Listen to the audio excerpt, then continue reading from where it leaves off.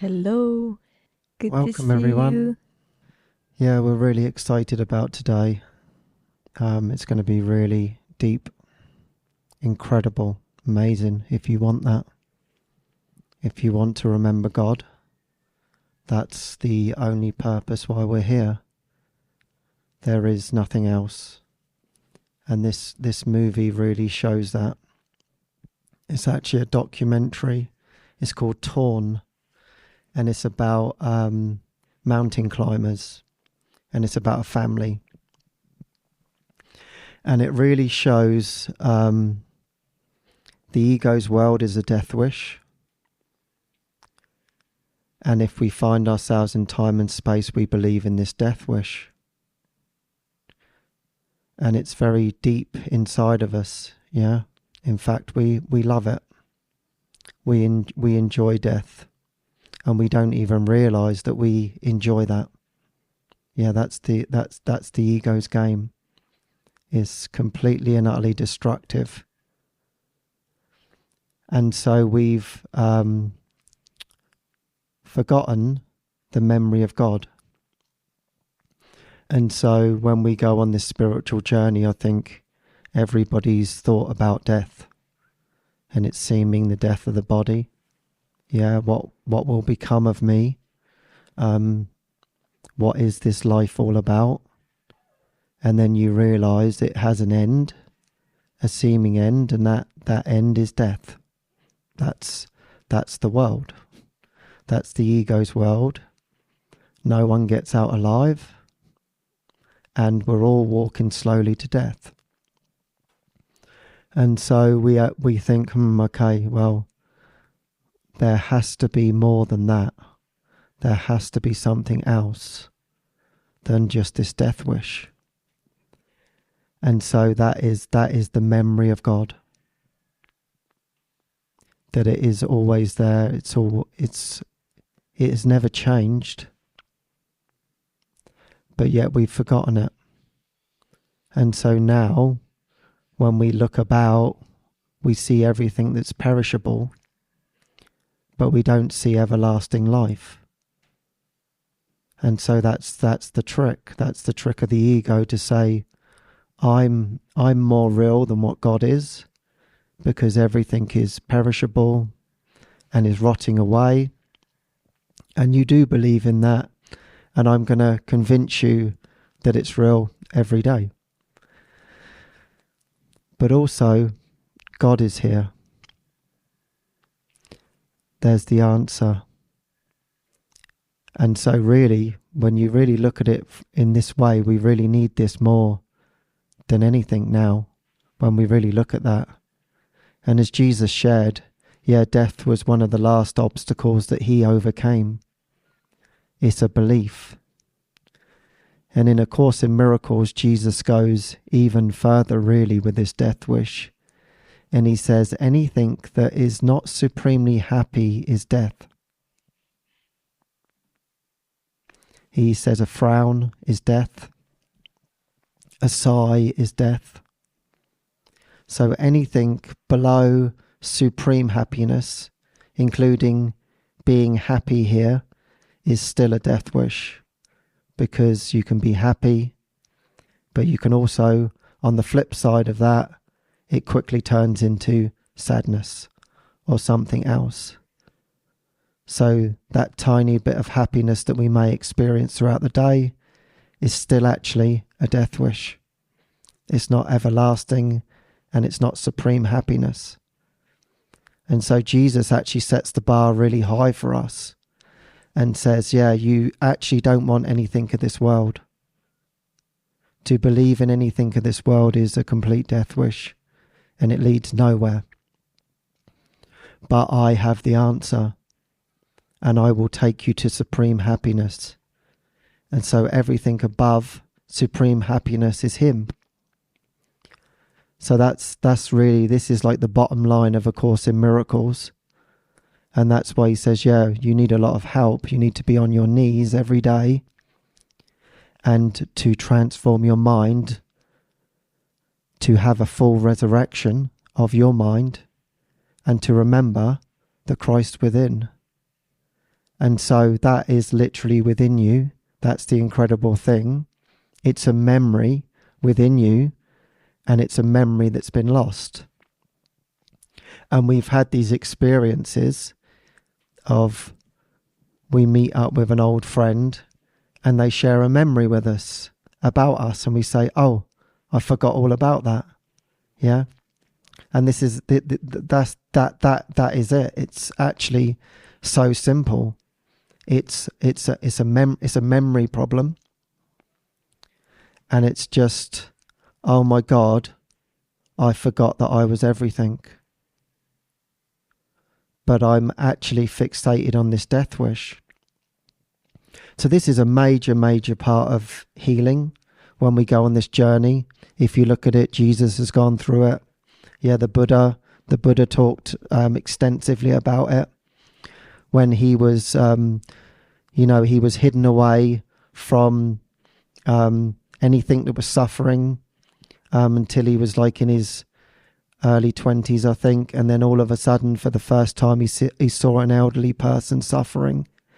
And he thought, what is that? He just didn't understand that something could suffer, yeah? He's like, this is awful. Why did you hide this from me? And so he comes and he has to look, well, then if they're suffering, then I must believe in suffering. And so this is the whole point. That's the whole Course in Miracles. You believe in suffering, and it's not real. But we have to look at it. We have to really see it. So we can't just say suffering's not real, I'm just going to get on with my life. We have to really, really see that I have the power to overcome all suffering, that suffering is an illusion. It is a complete illusion. And so suffering is to do with the body and the belief in the body. And so the body is going to suffer. If you believe your body, you will suffer. But Jesus teaches us you are way more than the body. The body is not you. It actually has nothing to do with you. And so that's what this documentary is going to do. It's going to return the memory of the Father. And so this is incredible, because the documentary is basically, he was the best rock climber in the world. His name was Alex Lowe. He's an American, and he climbed everything. And this is, I think, in the 90s and 80s, and he's just God. He's just God climbing, yeah. And he has an accident and he dies, and he has 3 children. When he dies, his youngest son is 3, the middle one, I think he's around about 5, and the oldest one is 10. And his name's Max. And Max is the one that makes this documentary. And so basically, everybody has forgotten the memory of the Father, yeah? And it's been pushed away for 20 years.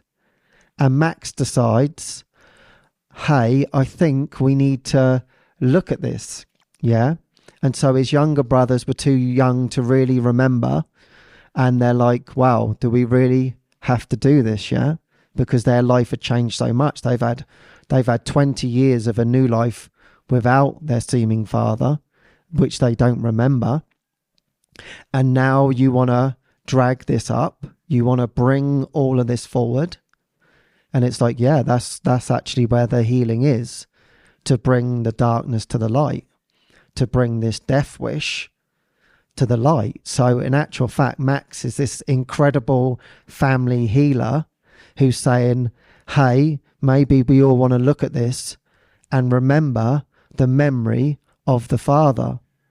And so we want to see this as in terms of mind and not in terms of bodies, because if you watch it in terms of bodies, you'll say, oh, yeah, so it's just suffering, yeah. But if you look at it in terms of mind, yeah, you'll see it as the expansion of who you are. And so we have to look at absolutely every single belief. And so this is incredible that on the very first movie gathering that we're doing together, we're going straight after the death wish. Yeah. So we have this full moment.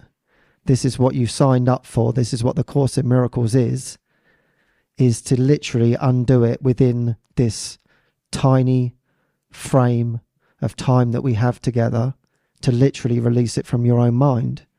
And that's what Jesus is available for that. The Holy Spirit is available for that. Everything is available for that if you so choose it. It's to save you time from lingering in time and thinking that we're on some sort of process of awakening. It's actually right now. And so this movie is gonna completely and utterly act that out for us. And so I think looking at it, you can look at it when you really buy into this death wish as you look in the movie, and you can ask yourself, do I really want this? Is this the life I really want? Do I want my body identity more than I want the Christ? Yeah. Do I want to have my tiny little life? Yeah, that I think is great. Yeah. And I can get my own way sometimes, and I can do all these different things. Yeah. But ultimately, am I really focusing on awakening? Am I really focusing on God? Or am I trying to have my own tiny will, which is the death wish? So Max, praise the Lord, has decided, okay, no one spoke about the Father, so we're going to call it like that, the Father, the memory of the Father in 20 years. And he's frightened, yeah? So that I love this, because we are frightened. We have to admit, we're frightened. We're anxious about, oh my God, what's going to happen if I really take the lid off of what I believe? Yeah, what's really going to happen? But as he says, it has to be faced. So he's the one that puts his hand up and says, okay, it's been 20 years. I've got thoughts in my mind that are hidden, and I want to know what went on. Yeah. Where is my Father? Yeah. How come I've lost the memory of my Father? And he doesn't realize that he's really asking a very deep question. Who was? So really, this is what we're all asking, because we've forgotten. So it's not who is the Father, it's actually who was the Father, yeah? Who was my Father? And so it's like, because I believe that I've lost it. And so he believes that he's lost that memory, and now he's going to go for a huge transformation. And then everyone around him is going to go on that journey, which is incredible. He's literally serving the whole in this. And so that's also frightening for others, like, why are you doing this? And he doesn't really fully know, but he's somehow, something is calling him, yeah? Something is calling him. I've got too many questions that are unanswered, and I need a true answer, yeah? And this is where we have to come to. It's not about questioning any longer. You can question all you like. You can talk about A Course in Miracles all you like, but you have to want the answer, yeah? And so he's wanting the answer of who he truly is. And so I think he doesn't realize, but he is going to go on a forgiveness journey. He's going to literally forgive himself. And that's the whole journey. As Jesus says, yeah, it looks like you're forgiving others, yeah, but really you're forgiving them because you're the one that needs forgiveness, yeah. It's like, oh wow, I made up this death wish. I made up all these bodies that are seemingly doing things to me, and how can you then forgive them when you set them all up, yeah? And Jesus is taking you back and saying, it's you. You're the one that needs forgiveness. And even in the book, he says, and you need to forgive me. Because if you believe that Jesus Christ is a body, yeah, then you're lost. So you need to forgive me, because I am not here. I am not in a body. I am Christ mind. And this is where you need to fully join me and keep messing around with the figures. The figures are going to change and transform. They're going to drop dead. They're going to do whatever happens. But you've got to overcome that and see, wow, I am doing this unto myself, and it is this I would undo through forgiveness. And so Max, incredible, hey? He's decided, okay, I'm doing it. My father's dead. I have no idea, right, what's in my mind. I don't know what I'm going to even put my family through on this, because they're all a little bit nervous about this, but I feel it's my role. And that's what happens to us, because we don't know.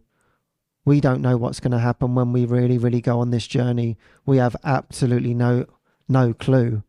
So we have to really step out and say, okay, whatever it's going to take, if I'm, as Jesus says, if I'm holding everyone a prisoner here, all the loved ones, everyone, yeah, you're the gatekeeper, you are the Holy Son of God himself, then okay, then am I going to be willing to put the key in, and am I going to turn the key and unlock heaven's doors for everyone, or am I going to sit back and do nothing and just let the death wish play itself out?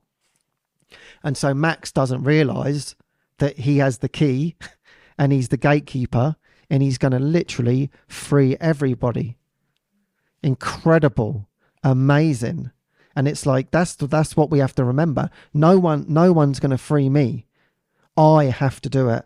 I have to be on my knees every day and say, okay, do I want to play my life out, or do I want God? Because one is a death wish, completely and utterly. There's no real illusions, or it's eternal life. So it's like Jesus doesn't have any grey areas in the Course in Miracles. It's black and white. It's either heaven or it's hell. So it's like, okay, what do I really, really want? What do I really desire? So Max is literally going to take everyone along with us on this journey. So maybe you want to say a few words? Yes. As you were sharing about Max, I realized that that's what Jesus encourages us to do. You know, it's not for us to look around and say, who's going to take the step for me? But it's for you to take the step. And when you take the step, the healing comes for everyone, for the whole family. And you can't imagine what a blessing it is. Because when I was watching, it's really the family that goes into this deep vulnerability and deep emotions. And when they sit to start the interview, you will see that they are just ready to cry already, and they feel so anxious and so afraid. And that was so profound for me, because I was like, oh my God, in my family everyone was so afraid to share their vulnerability. It's not even attack thoughts, but their vulnerability, how you really feel in your heart. So they are called together to share with each other this deep vulnerability. And that's, I could see like how Jesus used this family self-concept to come to this deep intimacy in the mind, to share everything. And at the end of the movie, you will see there was only love. All of this was shared only to uncover love underneath all the thoughts and all the stories and everything that was covered up during the years. And it's like you can watch the movie like there are two perspectives. Like you can watch the movie as, oh, this is everything is awake for awakening, and our only purpose, their only purpose, character's only purpose is awakening. And if you remember that's the only purpose, you will see that everything is perfectly playing out. You will see that everything is orchestrated so perfectly. Nothing is personal. Everything is for this one goal, for God, to remember God and for the healing. And then everything is played out perfectly. Even the tears are perfect, because you realize, oh my God, this is for the healing, and this is for the remembrance, and this is for the awakening. So whatever comes up is perfect. But if you think that there are family goals, there are career goals, there are relationship goals, and you will think that something is going wrong. Oh, his father just died, or her partner just died, and then you will go through the intensity. But it does not have to be intense, because if you remember that this is a perfect orchestration for the awakening, and that's what I loved. At the end, I just cried and cried and cried, because I could see the love behind. I could see Jesus' love, God's love, Spirit's love for us, for everything. And I think one of the main things that was emphasized and is emphasized in my mind is, as Ken shared, there is this character, Alex Lowe, who is a mountain climber, and he has so much energy. He just, if he is at home with family, has so much energy and he cannot let it out. So he gets angry, irritated, and he's like on the edge. Then he goes to climb, and that lets him out, let this energy out. But then he has all this guilt in his mind about his family. He's thinking, right now I could be with my 3 kids and I could spend time with him and with them, and I could share all my love, but I'm here climbing, you know. And this is the title, torn. He's torn between these 2 self-concepts, family self-concept and mountain climbing. And he dies, and I was watching it, and I was like, oh my God, almost like death was inevitable for him, because he was so caught up between these 2 purposes, 2 self-concepts, he could not make a choice. And then somewhere in his mind was like, okay, I cannot make the choice, I cannot decide, because either way I go, I just feel guilty all the time. Somewhere in his mind made the decision, or he started listening to the ego saying, okay, the only salvation is death. So you have to die. The body has to die. So somewhere in his mind, he just made that decision to die. And I have this beautiful quote from Jesus, because when I was like watching his struggle, and he's climbing a mountain and he just cries for his family. He's there doing seemingly what he loves, but he just cries and cries and cries because of his guilt. And I was like, oh my God. Then he goes for death because he cannot find another way. And Jesus is actually offering us another way and a higher purpose that encompasses every relationship, every aspect of your life, everything, your whole mind. And that's what we want. And I think even when we go on a spiritual journey, we have like, oh, should I be in the community, or should I do this? Should I travel, or should I do that? Or should I speak, or should I write? Or all these conflicting goals. And I could see the ego never offers you a consistent goal. It always brings in contradictions and opposing desires and opposing goals, so that you are constantly torn, because ego does not want you to be happy. So its purpose is to make you guilty, for the mind to be guilty. So it constantly gives you, oh, you want this, see how attracted you are to the climbing, do this, and then all of a sudden he brings in this family self-concept, and it's like you're just in the middle. And what is the answer to this? The answer is to go for the highest goal, for our true identity, for our remembrance of spirit and love and who we truly are. We are not this little body that can go on the mountain climbing and come back to the family. We are the spirit. We are everything. It's like all-encompassing spirit. And that's what Jesus is offering to us. Like, don't go for these small little things of this world, because it's not going to make you happy. Whatever you desire in this world is part of the duality. And it's like, if you want good, you will attract bad, because it's like it's like a part of duality. No matter what you want in this world, you will attract contradiction that will make you guilty. So it's like Jesus is like, okay, go for the highest goal, one goal that unifies everything, unifies the whole perception and brings peace to your mind. And it's not of the ego, and it's not of this world. It's not in the career. It's not in a relationship. It's something higher. It's beyond this world. It's something that takes you out of this world.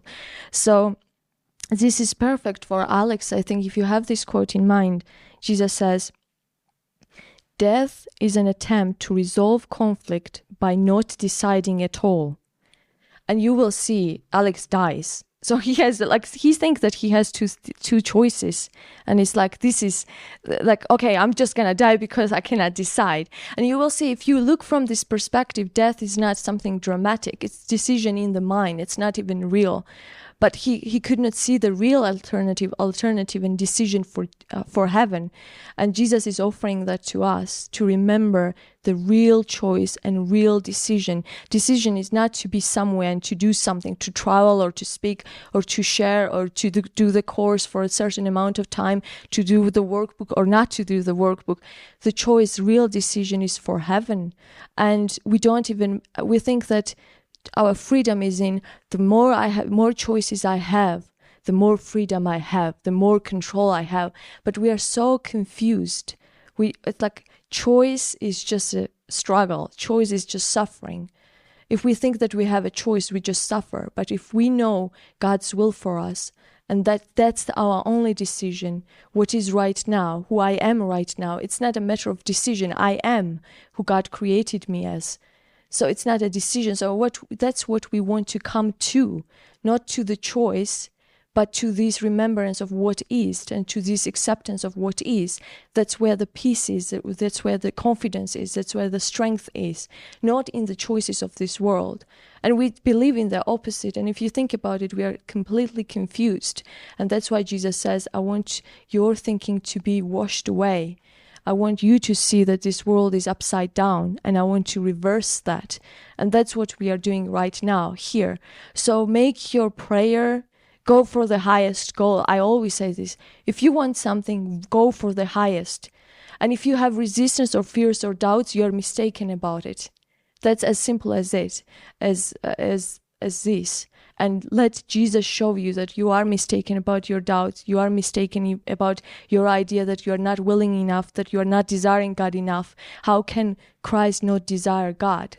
It's inevitable. It is done already. So we just need to get in touch with that knowing that we desire God and only God and nothing of the world, no other illusion, because nothing else is real. And we want what is real, and we want the truth.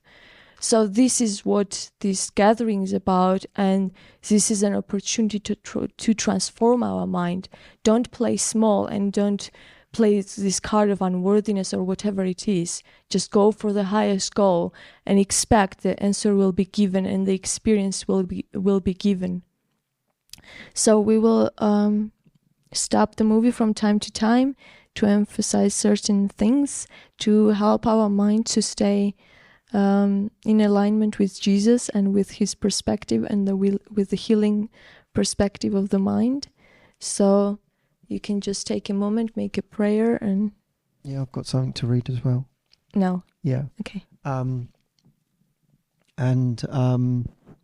Just remembering that as you were sharing, I thought, what's his name? Alex, yeah. Alex. Alex's death is perfect.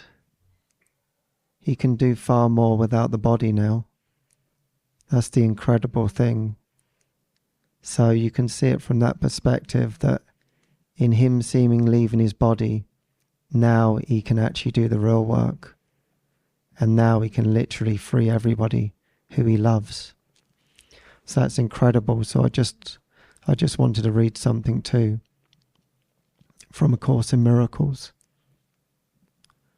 The war against yourself was undertaken to teach the Son of God that he is not himself and not his Father's Son.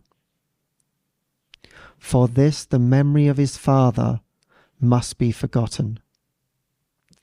It is forgotten in the body's life, and if you think you are a body, you will believe you have forgotten it. Yet truth can never be forgotten by itself, and you have not forgotten what you are, only a strange illusion of yourself, a wish to triumph over what you are. Because of your Father's love, you can never forget him, for no one can forget what God himself placed in his memory. You can deny it, but you cannot lose it. Okay, so shall we start the movie? Okay, so we can start. So, yeah, we saw how much passion and strive had Alex for climbing, and as I was watching, it's very emotional actually if you think of that striving and that desire as something, as your desire for God, as his desire for God, as like a misdirected miracle impulse. We think that those impulses, we project those impulses onto the form, and we think that form things are what we really want, but there is only one desire in our mind, and that desire is for God. And I love that this documentary shows Alex's desire for climbing so clearly. He feels so passionate, but he really is passionate about God. But he just sees these images, these mountains, and as Jesus says, what you see is not really there. And you are mistaken about everything, about what you see and what you want and what you think. Then you can see that he had this deep, deep call beyond this world, and he was searching for it, and he was torn by it. Like he couldn't really he couldn't really let go of that attachment. And then, as Jesus says in A Course in Miracles, the ego always gives us death as a solution. It's like a last thing, last solution. And if nothing else works, no other tricks work, the ego's tricks, then it just says, okay, death is the solution. But Jesus says, no, only life is the solution. So I want to read a quote, which is really profound if you really, really hear it. Jesus says, when your body and your ego and your dreams are gone, you will know that you will last forever. Perhaps you think this is accomplished through death, but nothing is accomplished through death, because death is nothing. Everything is accomplished through life, and life is of the mind and in the mind.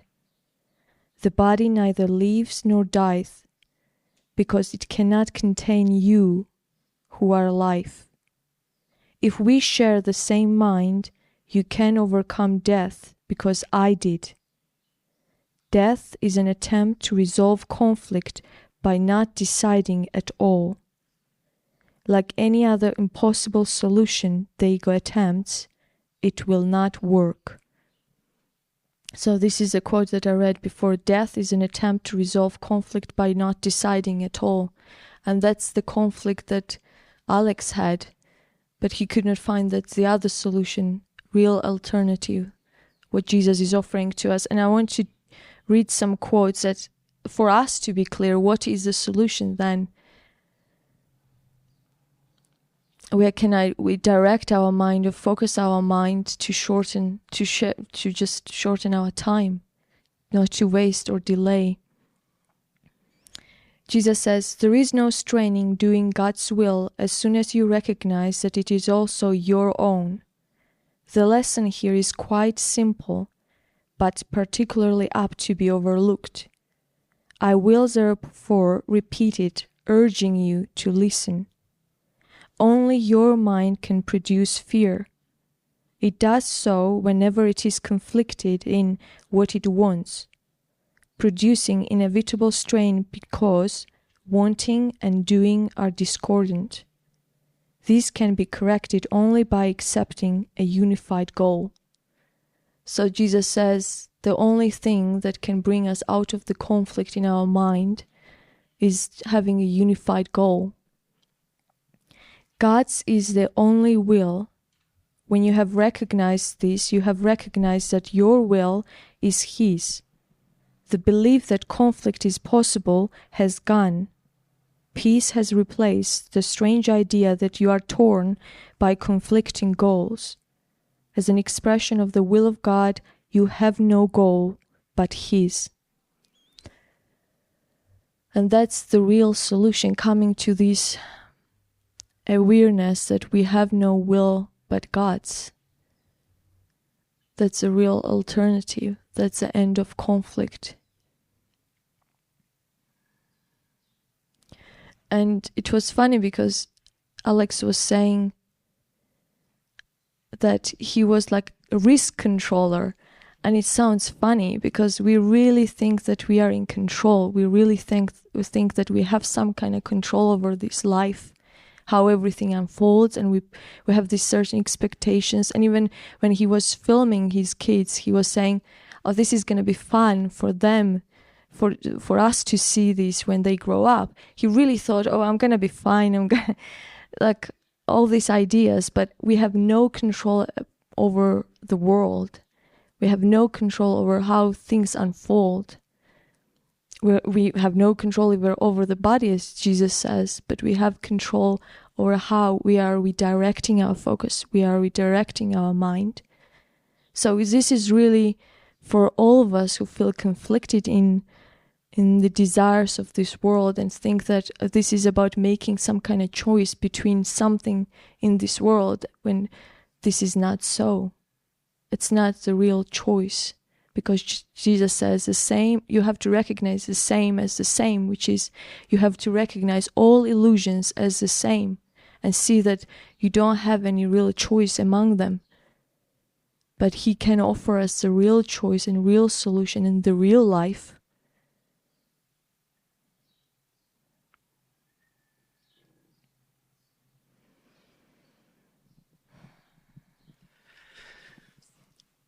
Yeah, I think we can look at it in another way as well, because there's seemingly a death of the body, and then there's the belief in loss. But then it's like, what is it for? What is the purpose? What is the purpose of this? And if it's from a mind perspective, then what is my mind showing me? There must be a deeper purpose in all of this, why this had to happen. And it's like similar with like Jesus, when Jesus was crucified. I imagine some were like, what is this for? How is this serving anything?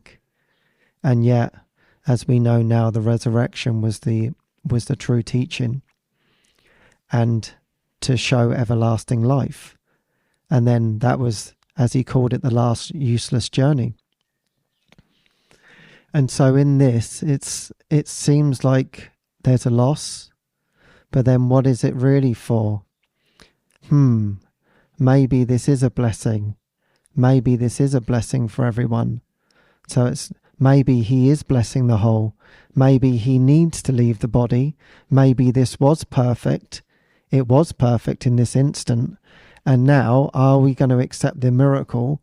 Are we going to truly accept the correction? And so I just have a little quote for this on death. Yes, you are blessed indeed. Yet in this world you do not know it. But you have the means for learning it and seeing it quite clearly. The Holy Spirit uses logic as easily and as well does the ego, except that his conclusions are not insane. They take a direction exactly opposite, pointing as clearly to heaven as the ego points to darkness and to death. So maybe this is our work. Okay, so if you look at it from a body perspective, there's death and loss, and that's the ego's logic, and the ego's saying to you now, yeah, someone's died, you're going to die, everyone around you's going to die. That's pretty logical to me. So come up with another solution, yeah? And it loves this. It laughs at you. You think you're going to escape. You've just watched a man be slaughtered by snow, yeah? Who's not coming back. So you will believe in me because I'm in control, yeah? That's its whole purpose. But now the Holy Spirit has a logic, and is pointing towards heaven. Wow, amazing. And this is where this is what he wants for us in this very instant. So do you want to see loss, or do you want to see heaven? What's the true meaning of what's just happened? What is it all for everyone that's involved? Why has everyone got involved with this? Why did everyone say yes to this? Yeah, the wife, comrade, the sons, the people to help them film it. Why did everyone say yes to this? Yeah, when they didn't know. And he even said to him, hey Max, this isn't going to be nice. Yeah. Why did they all, you could feel this energy of like, okay, let's look at this, because there was a deeper meaning. Yeah. That memory had been lost for now 20 years. Yeah. And it doesn't matter. It doesn't matter how long it takes. Yeah. But now it's like, maybe we need to look under the snow. Maybe we really need to look at what is truly going on here And every single one of them has said yes to this. So somewhere, something is very deep, and now we're actually seeing it. Yeah, this is an incredible, actually, demonstration. This is like watching Jesus Christ himself, because now it's seemingly been filmed, yeah, and now the whole world can see this. What's this memory all about? What is this? Why are they doing that? Why are they putting themselves through that? So there's so many questions for us, for our awakening. What does Jesus, what does God really, really want me to see in all of this? And so our friends are going forth and they're saying, I want to show you what's underneath all of this. I want to show true forgiveness so you can remember the Father. Yeah, I love that, because now we will see how it's going to be used by Jesus. The whole situation is going to be used by Jesus for the healing. And that's the most beautiful thing, just letting go of judgment and letting go of all the ego thoughts and coming to this true healing. So that's really inspiring. Yeah, so it's like there's a new configuration now for healing. So okay, so maybe that needed to happen for something else to come through.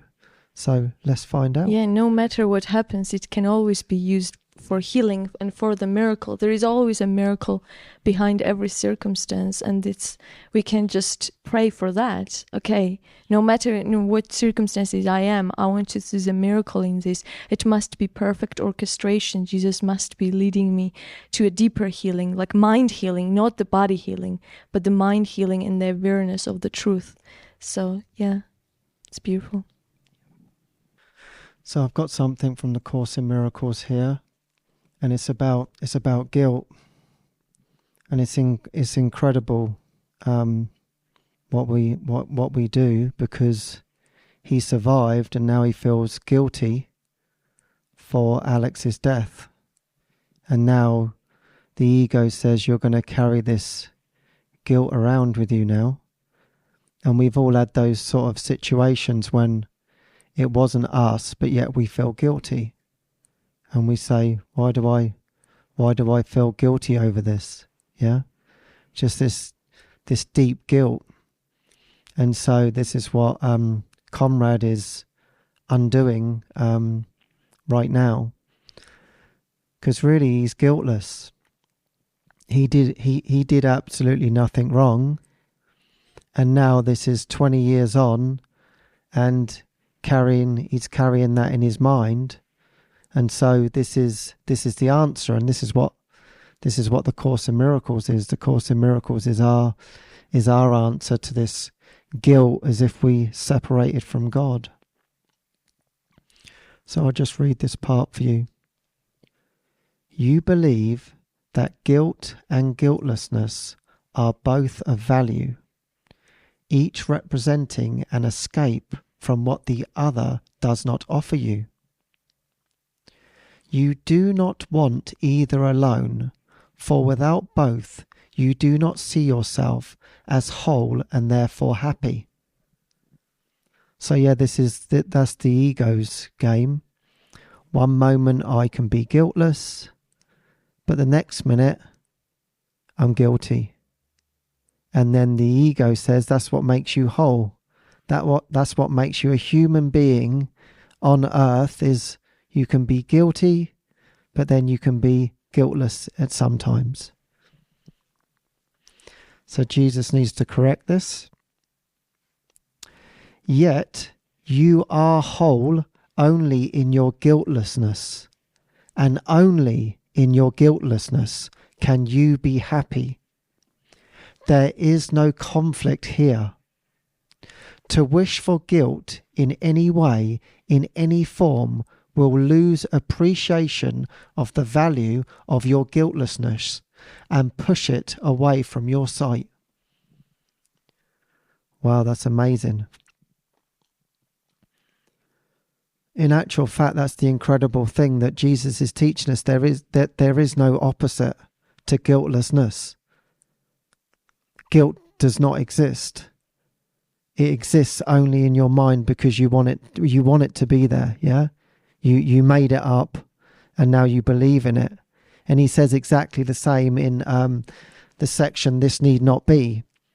And he says, "And as for guilt, tell yourself, this need not be." That's his answer to it. That's the most simplistic thing. It's not true, yeah? And the opposite is actually the truth, that you are completely and utterly sinless, you are completely and utterly guiltless, yeah? But I think this is a good representation of what the ego does to things. It should have been me that died. Oh, why wasn't it this? Why wasn't it that? And I'm going to now use the guilt to reinforce my own death wish, which is death. But underneath this, he has to find that he's actually guiltless. It's single. It absolutely has no opposite to it whatsoever. So that's the good news of what Jesus is teaching us. Yeah, it kind of makes you see the insanity of the ego and the insane solutions that the ego is offering to us. It's like, as I read, it's like one of the solutions of the ego is like death and then feeling guilty. And if you think about it, it does not make any sense. Like, how in this situation feeling guilty is a solution or is even helpful? How is it possible to think like that? And yet we are thinking like that, and we are listening to that ego voice.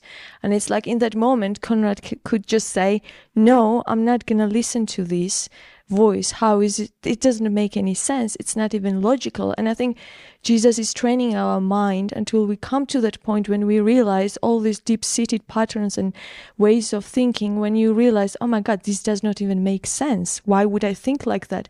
How is this helpful? How is this bringing love to my mind and to everyone's mind? And that's what Jesus is teaching us. Like, is this bringing love? How do you feel? How does that make you feel? And if it does not make you feel love, makes you feel connected to the Spirit, then it's not a real thought, and you can just let it go and instead pray, how can I be helpful in this situation? How can I give? How can I extend in this situation? How can I be used? And when we pray for being used, that's what it undoes that personal interpretation of the ego. It's like, does not make any sense. Like, you are in a snow, there is avalanche, and all of a sudden the ego says, you are guilty. It should have been you. Why did you survive?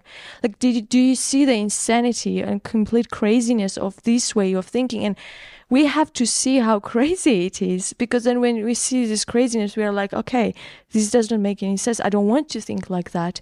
And then you make decisions really, really quickly. It's not a cycle of processing and healing and all of that. No, it's just you see the ego pattern and you just say, this does not make any sense. I'm not going to think like this.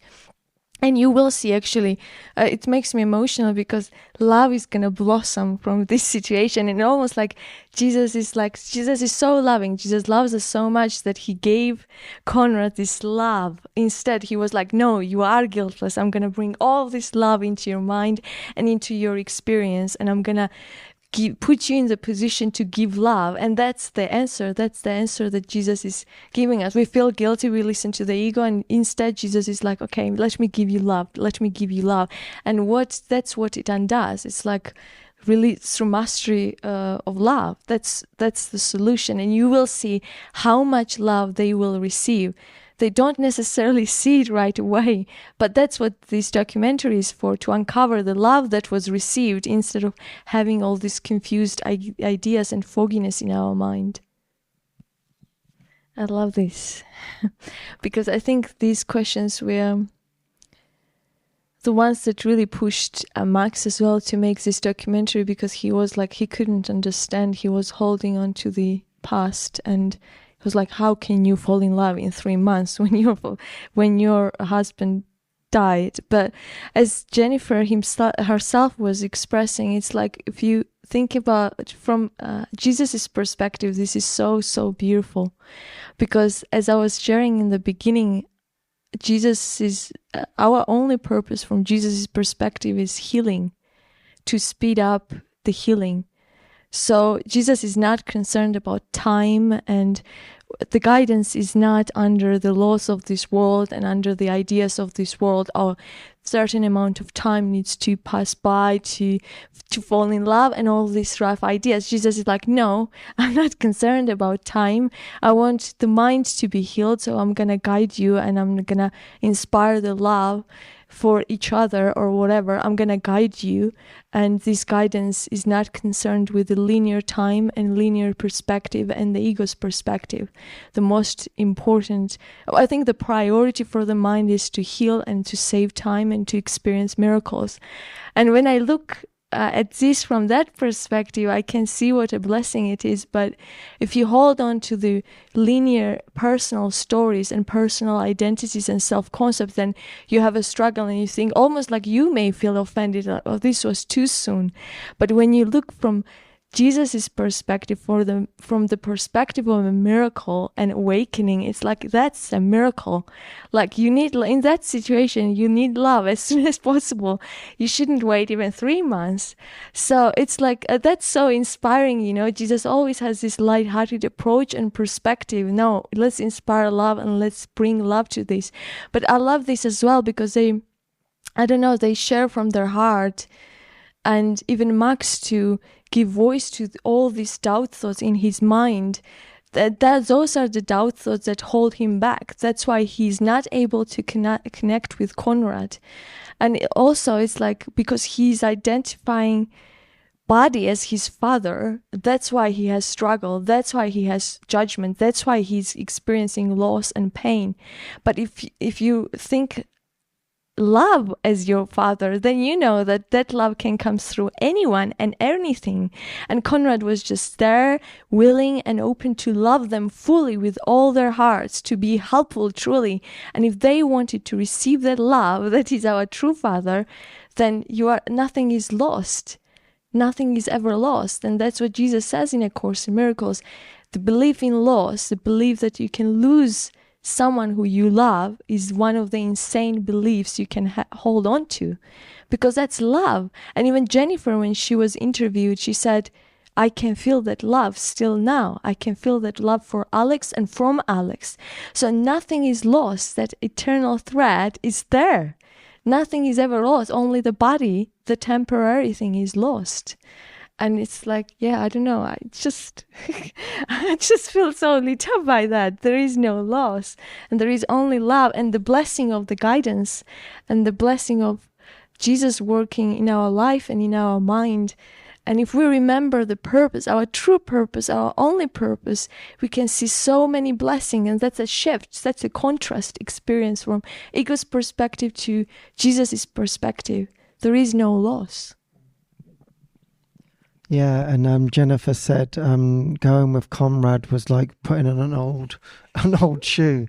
Yeah, an old comfortable shoe. And I just thought, yeah, that's it. That's what God is. God is that old comfortable shoe that so it's really comfortable. Yeah, there was no real shift, and it's, yeah, there was no real change at all. Yeah, it just felt completely comfortable. And then when Sam said, will you be our dad? Yeah, it was like the remembering of the father, that the memory was never ever lost. It wasn't lost for an instant. Automatically it came through that the father was there. And now the true memory lives on, seemingly within Comrade. Yeah, the memory was not lost. In fact, they're probably going to get more now. They're probably going to get more of the true memory of the father. Yeah, just incredible. So I love that. Yeah, and I also remember, if you remember at the beginning of the documentary, Jennifer was sharing that Alex had all these thoughts, and he had these thoughts that, oh, maybe I should leave and let someone else take my place. And it's like, that's what happened. It's almost like you have all these little clues along the way of the script of what's going to happen and how it's going to unfold. Almost like that was a decision in the mind. Alex himself wanted and thought, oh, maybe I need to step away from you so that someone else can come into your life, so that you can receive all the comfort, all the love. And now it's actually happened. His friend stepped into that role, and almost like Alex wanted that to happen. It's like a complete blessing for everyone. Yeah, that's it. It's like that's like the full miracle. It's like maybe on the form level, oh my God, we've lost our dad. Yeah. And then it's like, okay, well, I'm going to give you the best friend that actually hung out with him more than anyone else because they were mountain climbing together. And I'll give you all the memories that you want of your seeming dad so you don't feel that loss. And it also represents that there is no loss and the real father lives within. And that's what you said about the eternal thread that is going through the whole thing. So it's like to really undo that belief in loss, Jesus is like throwing everything at them and saying, how can you lose anything? Incredible, amazing. So just before we watch this scene all around the forgiveness, I just want to read something from A Course in Miracles for us. Perhaps you fear your brother a little yet. Perhaps a shadow of the fear of God remains with you. Yet what is that to those who have been given one true relationship beyond the body? Can they be long held back from looking on the face of Christ? And can they long withhold the memory of their relationship and their Father from themselves and keep remembrance of his love apart from their awareness? Forgiveness lets the veil be lifted up that hides the face of Christ from those who look with unforgiving eyes upon the world. It lets you recognize the Son of God and clears your memory of all dead thoughts, so that remembrance of your Father can arise across the threshold of your mind. What would you want forgiveness cannot give? What gifts but these are worthy to be sought? What fancied value, trivial effects of transient promises never to be kept? Can you hold more hope than what forgiveness brings? It feels beautiful. It's like so many things, even the dead body, finding the dead body was used so perfectly because it was used to let the emotions up, whatever was hidden. And that was, I think, for Conrad, like to look and face the pain and the guilt, and then for Max to have this closure. And finally to see this scene with Conrad and Max expressing. You could see in the pictures, Max's face was always kind of weird because you could see that there were some thoughts in his mind. So he was not like open-hearted, honest. He was not able to come from that place, especially with Conrad. But now to see this scene when he opens up to Conrad after the finding the body and sharing all the thoughts, finally it's like coming to this love, and you can feel so much love is there, like so much love. And just this orchestration to come to this love. And even this documentary, I was reflecting like that takes a lot of courage to do that kind of documentary, even for Max, to expose and to be so vulnerable and so open to, and knowing that so many people will see it. That's what we are afraid of, but that's the greatest gift we can do for this awakening, is to have this open heart and allowing ourselves to be vulnerable and to really express what is inside us. And if that always feels vulnerable for the ego, but that is our gift to God, and that is our willingness to God, and that's the only meaning that it has. And it's just, I feel so grateful for these characters, like for Max, for having that willingness to go through these things, and everyone, really, Conrad and everyone. And even Conrad having that feeling like he's feeling someone else's place and he does not belong. And it's like the ego probably told us those kind of things so many times to us, because no matter in which situation you are, the ego will always make you feel like you are an extra. you are out of place, you don't belong, and no matter what function is given to you, you always have that doubt from the ego that, oh no, that's not your place, it's someone else's place, you cannot do that. Or it's like using these linear stories of Alex, for example, for Conrad, and the time and all of that, like to basically stop Conrad from fulfilling his function. And that happens to all of us, no matter what function is given to us. The ego always tries to bring these doubt thoughts. But what I learned, I think Jesus keeps teaching me this over and over again. No, there are no chances and there are no accidents. And no matter where you find yourself, it's perfect. And that is your function to fulfill. And you don't have to rely on past stories and linear stories to justify where you are and what function you are fulfilling. You just need to rely on Christ, on the confidence that Jesus is using you, Christ is there, and that's just confidence in God, that I am in this position and in this function to give. And when we give power to these kind of thoughts and doubts, it's like that stops us from fulfilling our function, from embracing our function, for giving our love fully. But if we focus and if we think that only confidence I need to have is confidence in God, and I know that I'm in the right place and I'm going to trust in that I have all the ability I need to fulfill my function, to embrace it and fully give my heart, open my heart fully and embrace everything and everyone and give fully as God gives. Just that confidence, just that trust, that abstract trust, not based on the linear stories, but just trust in God. That allows you to open your heart fully and to give fully and to fulfill your function. And I think that's what Conrad did. Like, he was in this position and he was like, this is my family. Like, yes, Alex is dead, so I am in this position and I'm going to give love fully. And that's also what I love is like, Alex's memory is not pushed away, pushed out. It's like it's kept, and it's like this all-inclusive love. It's all-inclusive family. It doesn't have to be one or the other. No, everyone can be included in this love, in this function, and it's not personal and it's not contradictory. Alex was in that position now. Conrad is in the position of giving love, and that's the only function we have, no matter where we find ourselves and what we are doing in form. It's always to give love, and if we don't give these doubt thoughts power, then we can truly fulfill that function. But if we give these doubt thoughts power, then you're not able to give your heart fully to it, because you are still looking back or looking outside. But you have to rely on God. So I feel blessed. Yeah, so now I can end with some more from the Course in Miracles.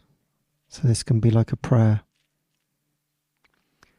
The shining radiance of the Son of God, so like his Father, that the memory of him springs instantly to mind. And with this memory, the Son remembers his own creations, as like to him as he is to his Father.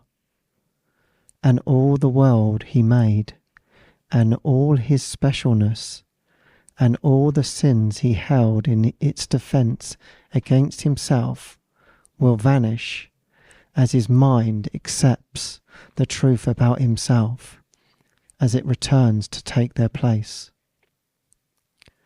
This is the only cost of truth. You will no longer see what never was, nor hear what makes no sound. Is it a sacrifice to give up nothing and to receive the love of God forever?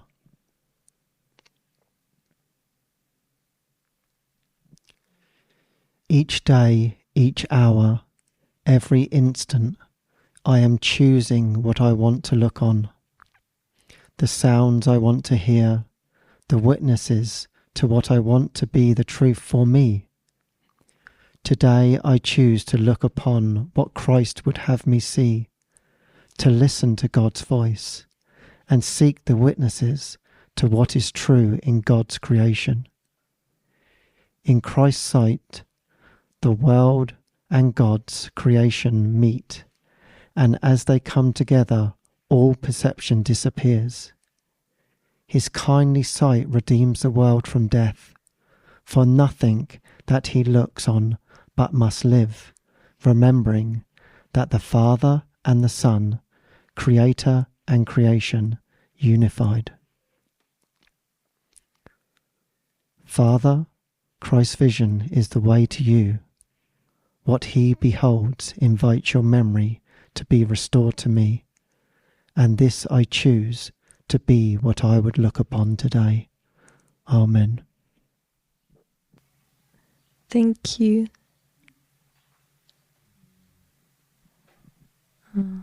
Thank you, everyone. This was really beautiful.